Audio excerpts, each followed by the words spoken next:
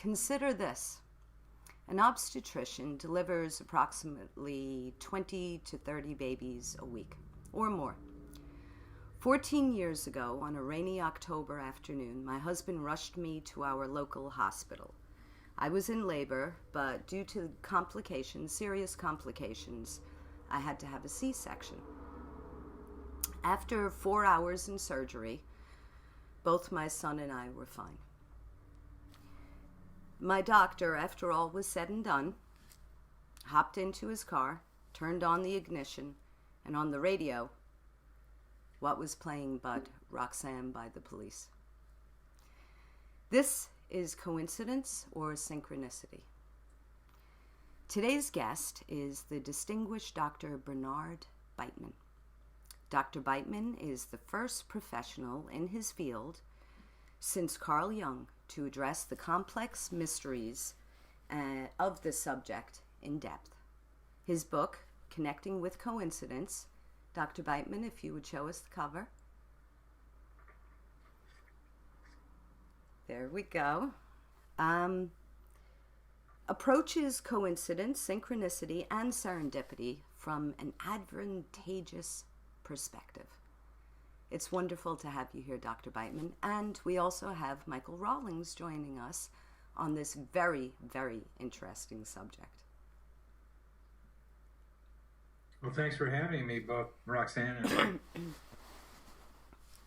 It's wonderful because this is something that everybody experiences at one point or another. The first part of the book, and most of it, is about how that's true, how in all parts of our lives we experience coincidences, romance and family and friends and health, ideas, jobs, money, spirituality. Coincidences are the very life of many of us and have a lot to do with some major changes in our lives. But there are also small ones that are kind of fun to be able to pay attention to. And I try to be able to describe a range of them and have some idea about how to think about them. And thinking about them, the way I'm doing it seems to be very different from the way most people have in the past. Usually, they talk about synchronicity, and synchronicity covers a whole bunch of different ideas, a whole bunch of different kinds of coincidences. And in addition, the word synchronicity for Jung and many of his followers was not just a description of meaningful coincidences, but also a theory about how meaningful coincidences are created. And Jung came to the field with being like almost the first guy in the Western world to think about it in any kind of systematic way. So he just kind of grabbed all the kind of stuff and threw them together, and he didn't know what to do with it, and he thought he shouldn't write about it because professionally it would be a problem. He waited until his 70s to be able to write something a little definitive about it. It was a pretty short book. He did it with Wolfgang Pauli because he thought he could put physics together with synchronicity, and there's still something to be thought about in that. Absolutely. And he included a lot of parapsychological phenomenon as part of synchronicity. So the word synchronicity has been used to cover a lot of different, very important ideas.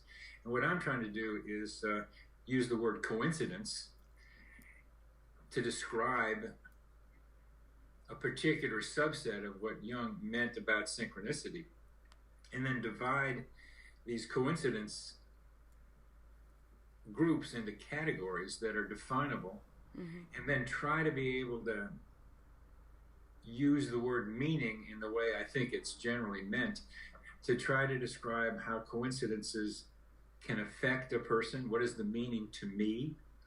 And then how can you explain them? What is the cause of these coincidences? Those two different kinds of meanings are separate and related, and also need some kind of categorization. The general categories I use for coincidences are kind of fun to get simple, so you get clear. The basic categories of coincidences, and they're not really sharp lines, but pretty good. The basic lines are I use the word mind, and use the word thing.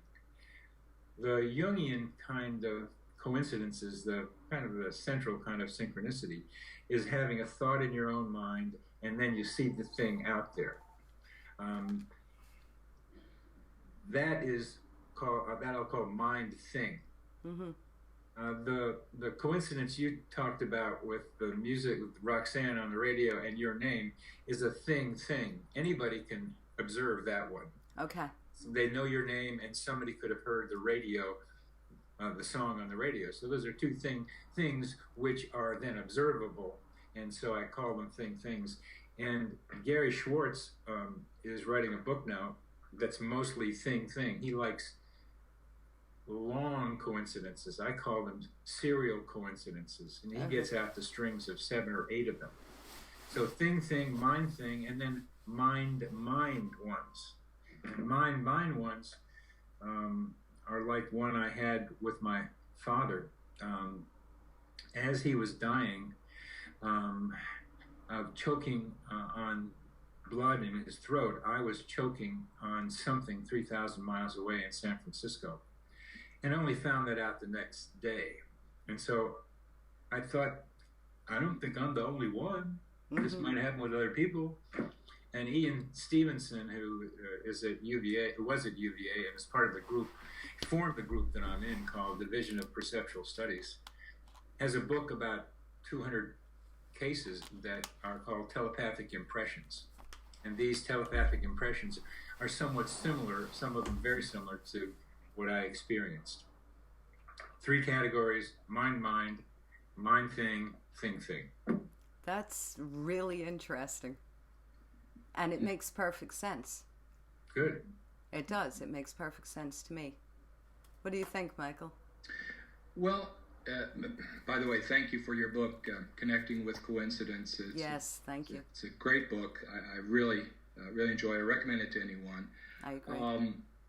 There are several things in there that I'd love to have a chance to talk with you more at length about. One thing, overriding thing, I think you sort of set out is that there are probabilities in the world. There is personal responsibility. There is something that we inadequately refer to as God. And you make the point that to explain coincidences and synchronicity, maybe the best way to do that is a combination of the 3. There's sort of a nexus there. If maybe you could talk a little bit about that, I'd love to hear what you have to say there. Yes. One of the hardest things to do is to define the probability of some coincidences. Statisticians tend to avoid that question. And they tend to say pretty much, they say a lot of things, but pretty much say that the law of very large numbers explains coincidences. By that they mean that in any large population, weird stuff's going to happen. Mm-hmm. One of the things they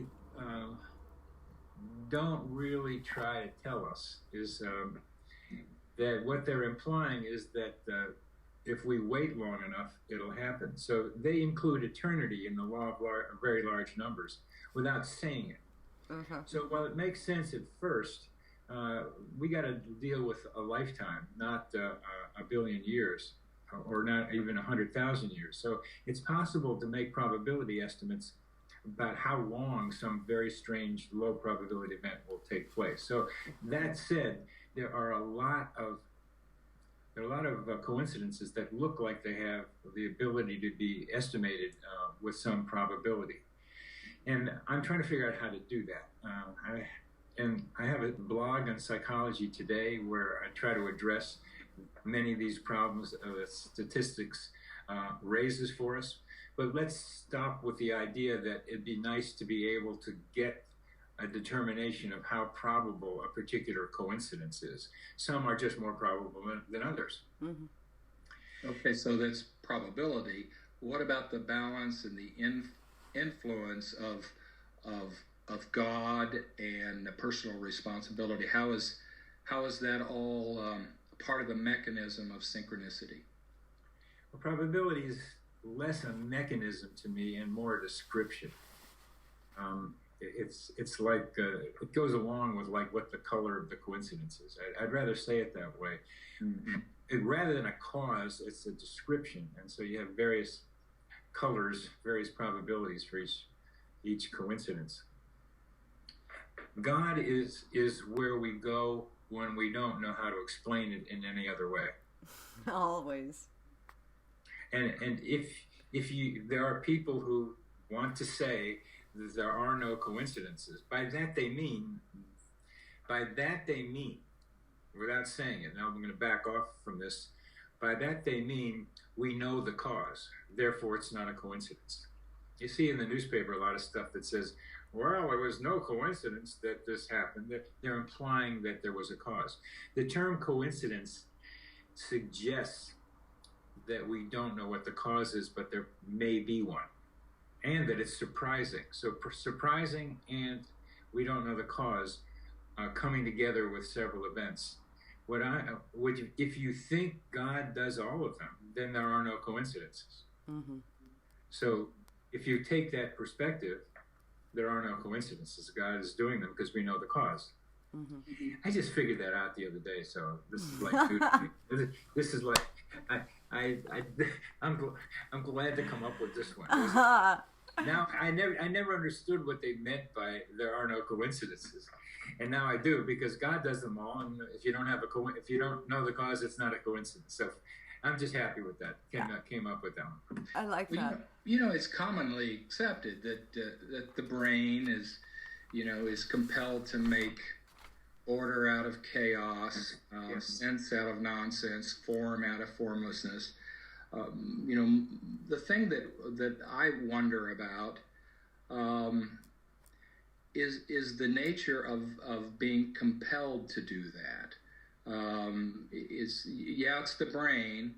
You have randomness, but it seems to me that there's a kind of liminality to human experience that expands beyond the subliminal or egoic self. That there's a part of the human experience that is supraliminal, if you will. That a fish in the waters of what do you call it, psychosphere, or what I call exoliminality. That there's an influence there that is a combination, as you say in your book, of these three things, not just the random effect, not what we inadequately refer to as just God making it happen, and not just the mind creating matter or the world that we see, but that the human experience is a combination of all these levels of liminality. Your thoughts on that? Oh yeah, we've got the two popular explanations. We got random and we got God. Yes. Something in between, which is something that's in between my fingers here. It's like us. It's like our brain, our mind, or is it between my fingers? I mean, we can ask that question also. Yeah. That's it. Yes. It feels like it has something to do with what's between my hands to start with. Mm-hmm. It's our location. It is a location, but I every once in a while I get the sense of how this thing expands out further and further, and to locale. From a more dense thing here, Yes. more sublocale thing, the more ethereal thing as Yes. you go out. So and you sometimes get into the state where you know that it's vibrating at a higher level and it's more in contact with more ethereal kinds of experiences, what I call the psychosphere. There's all kinds of names for what's out there. And by the way, what I mean by psychosphere, I want to be clear, I don't mean everything. I don't mean the universe. I mean our mental atmosphere on Earth.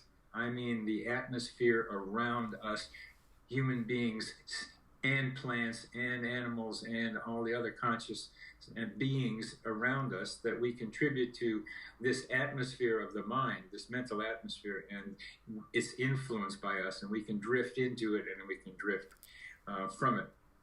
So that's, I just like to stay here. The universe is much too big for me to be able to conceptualize. Yes.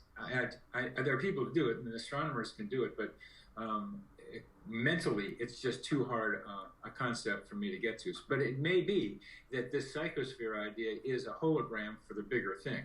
So by studying this one, maybe we see the bigger one more clearly. But a microcosm of the larger whole. Yes. Yeah.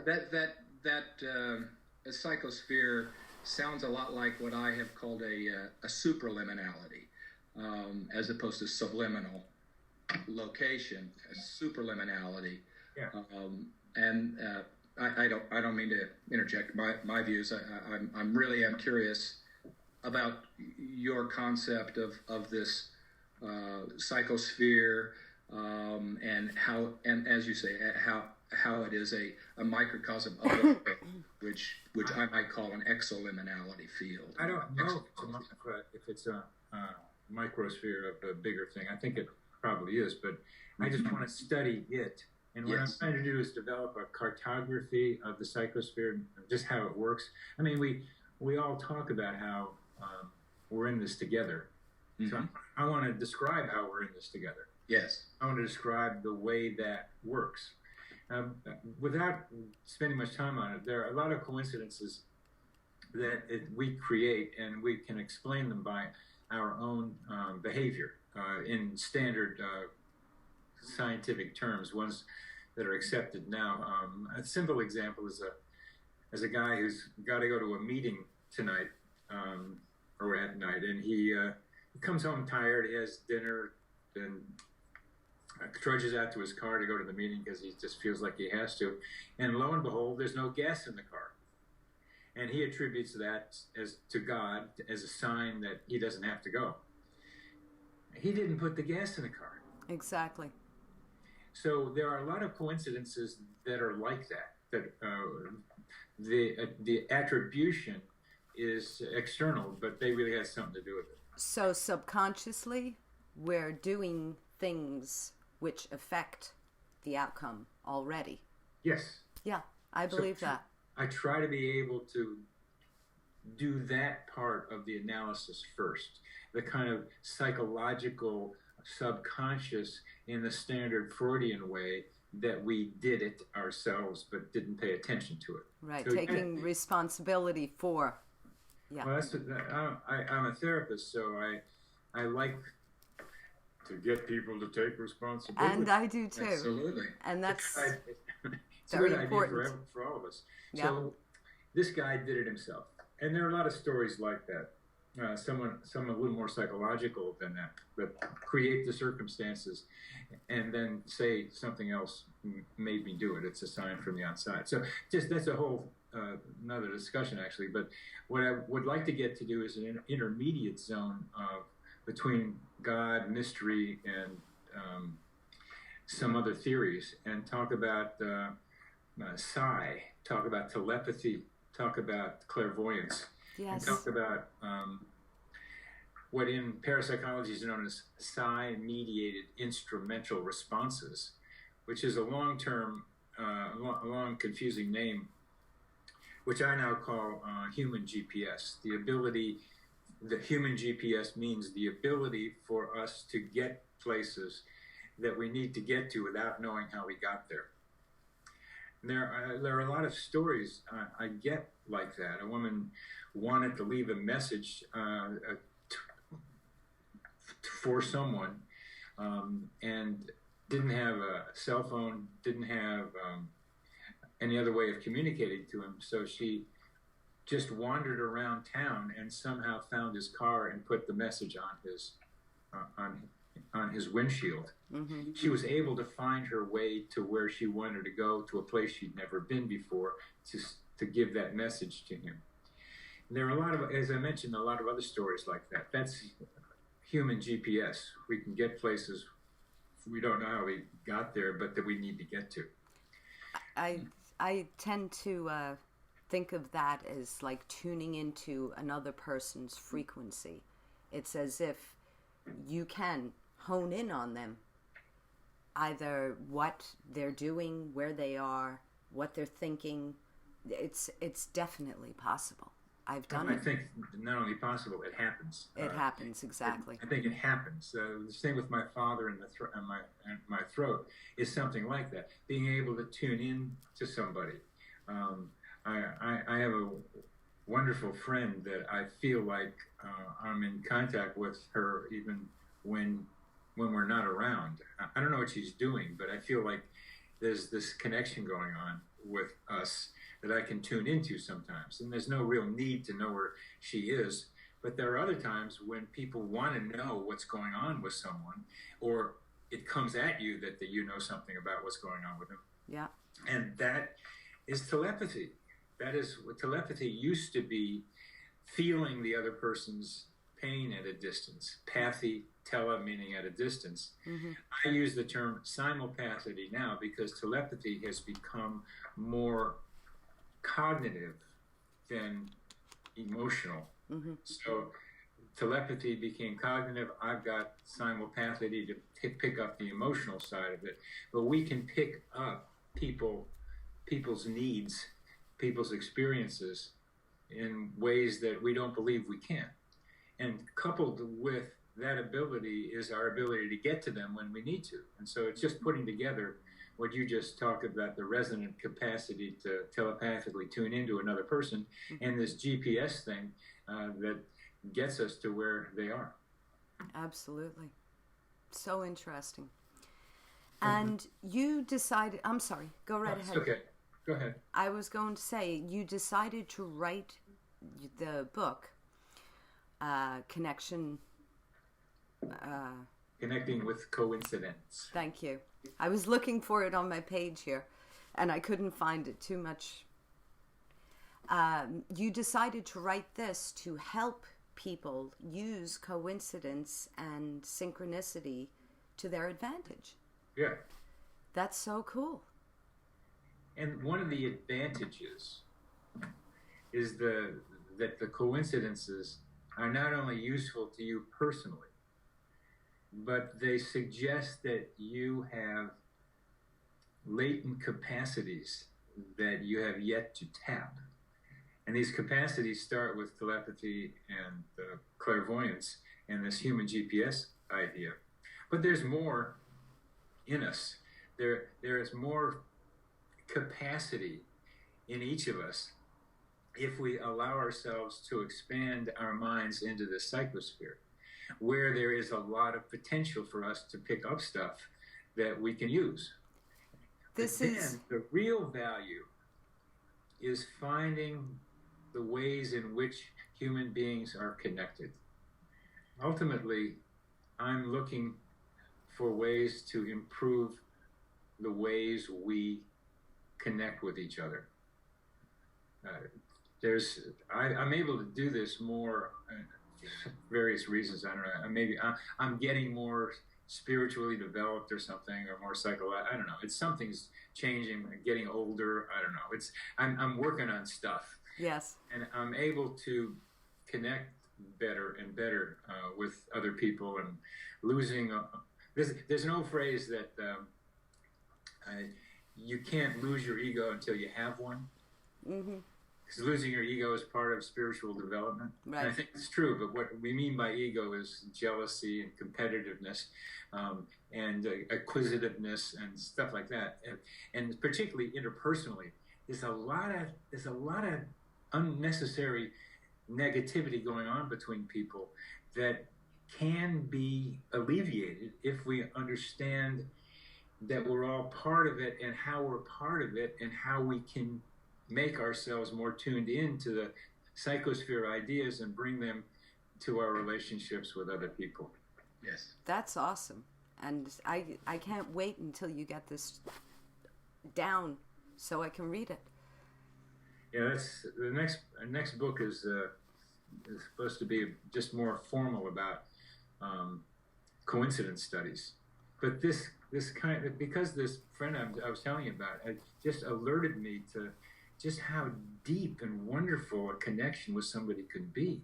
Yes. I just didn't know it, and how it's, if you've read anything by Martin Buber about I-thou relationships, it's the idea it's not using somebody but being with that somebody. It's almost like having a mystical experience through the relationship. Mm-hmm. And this is new to me, and it's just seems to be a wonderful possibility for all of us. Absolutely. That affinity among love is a catalyst for this resonance. Yes. Oh yes. Yeah. Oh yes. Oh yes.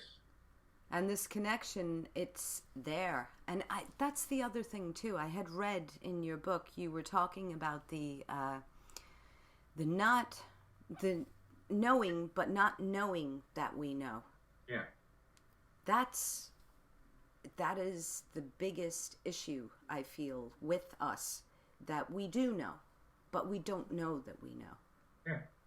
And if we can look a little further into that and spiritually being conscious, we can tap into that space and recognize that we know. Yeah. It's opening up. It's quieting everything down, meditation, and just dropping the ego, that side of the ego. Of course, we need ego, very important, but dropping that side of the ego. Yeah, and what is it that we don't know that we could know is what I'm interested in. Yes. Trying to find out what's in there. I mean, it's like looking in a little box. Okay, what have I got in there? What's there? Exactly. And the ones I'm looking at, each of us has a kind of a different inroad into some part of this latent knowledge for us. And it's because I'm a psychiatrist and I was raised kind of with Freud and Jung. Freud first and then Jung. Freud is the personal unconscious, and there's a lot that Freud helped us understand. Yes. How early upbringing influenced us in the present, and we didn't know it. Mm-hmm. Until Freud really pushed it.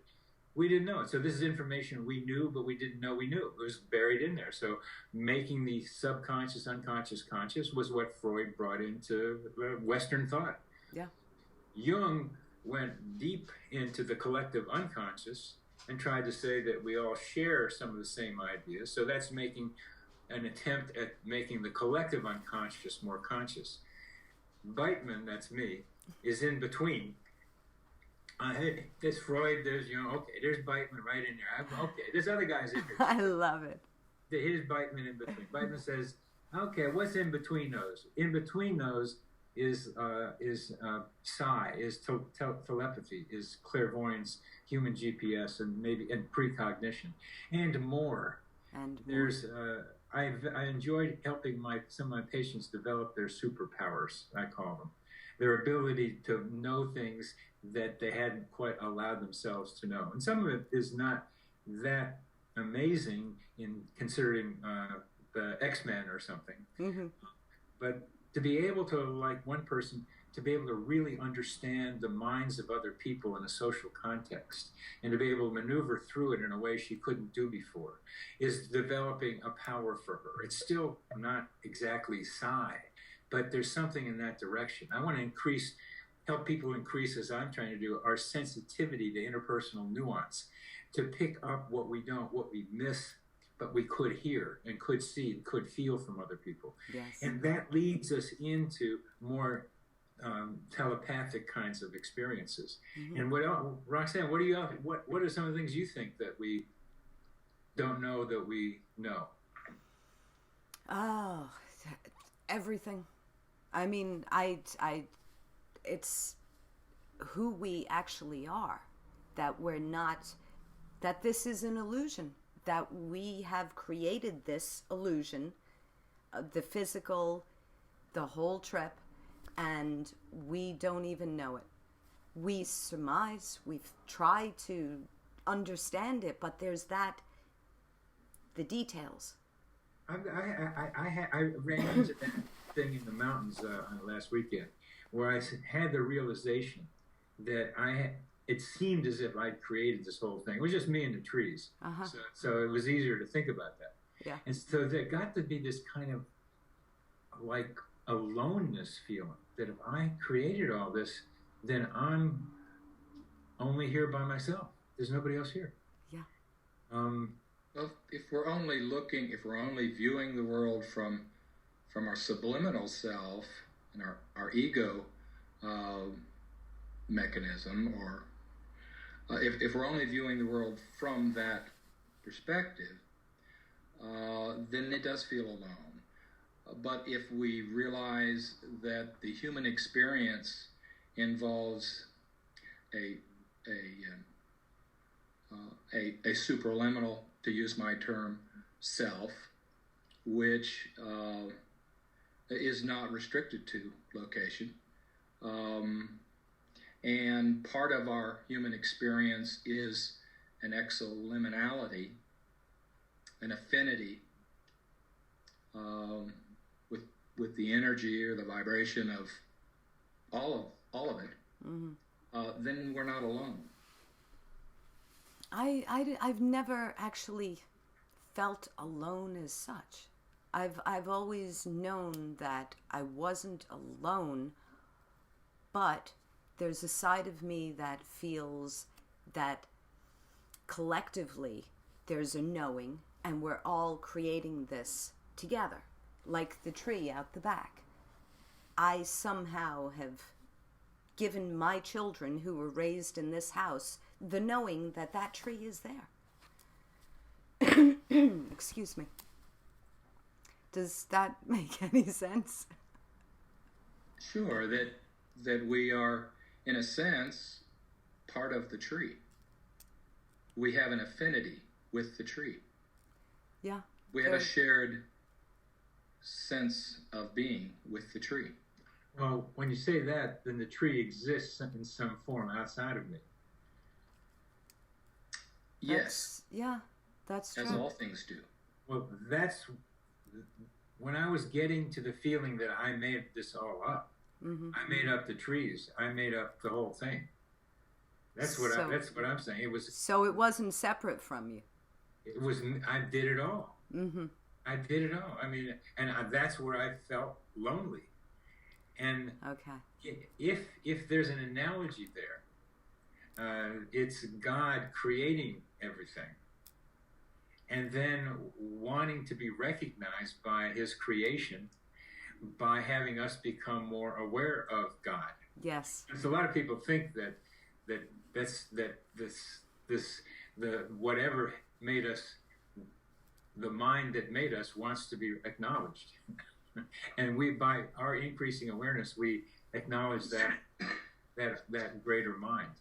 Yeah. So when I came down the mountain, I ran into somebody that I know, and we had fun talking with her. So I figured out she exists, and so does the guy she's with. Somehow they were there. I mean, there was another entity out there. It's like running into them that made it more real. But for that moment, it was kind of weird to be the creator of all of this, because then there's nobody else around. Because I made you happen in that way of thinking. That this is all just me reverberating in my own mind. Well, that whole we are one thing, if that's the case, if we are all one, well then we are creating as one. We're creating everything around us. I think that's true, and what I want to do is help us create better. Yes. We're making a big mess. Yes, I agree with that. So if each of us is doing some of the movie, each of us has a part of the movie. That's the idea. So each of us is doing something to this. Then we gotta get our movie cameras and production means more coordinated to make it a little more fun. All I'm interested is in more fun and learning a lot of stuff. Absolutely. That's all I'm interested in. Just that I like having fun and I like learning, and they go together. They do. I try to teach my children that. It's good. I tell them every day, have fun. You're supposed to have fun. That's what we're doing. Otherwise, it's why? What's the point then? It's just my take on it. Have fun. But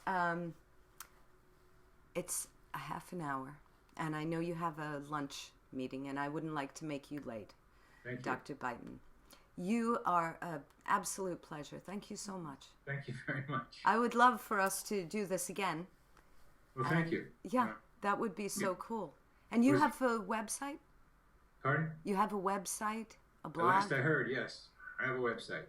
Okay. Coincider.com. Coincider as in Coincider. And it's a play on the word an insider. We're all on the inside who get into this coincidence business. But it's Coincider playing with the word coincidence too. So coincider.com. And the name of the book again, Dr. Beitman? The name of the book, thank you so much. Yes. Connecting with Coincidence. I love it. I love it. And what I have read of it, oh my God, it's awesome. And I agree with Michael. Buy it. Read it. It's an absolutely amazing book. It really is. It drew me in immediately from the first. I was like, wow, this is awesome. Thank you very much. I'm so glad. Thank you. Thank you for being with us, Dr. Beitman. Hopefully we see you again. Yes. Thank you, Roxanne, for inviting me to be a part of the show. Thank you, Michael. Thank you, Doctor. Oh, we are so sweet and nice, aren't we? It was fun. It is fun. It is and was. Thank you again. And for everybody who's watching, tune into the frequency. That's the Universal Connection radio frequency. We're all in this together, whether we're one creating it all creating one vision. Let's do it right. Let's get our acts together. Thank you. Bye-bye, guys.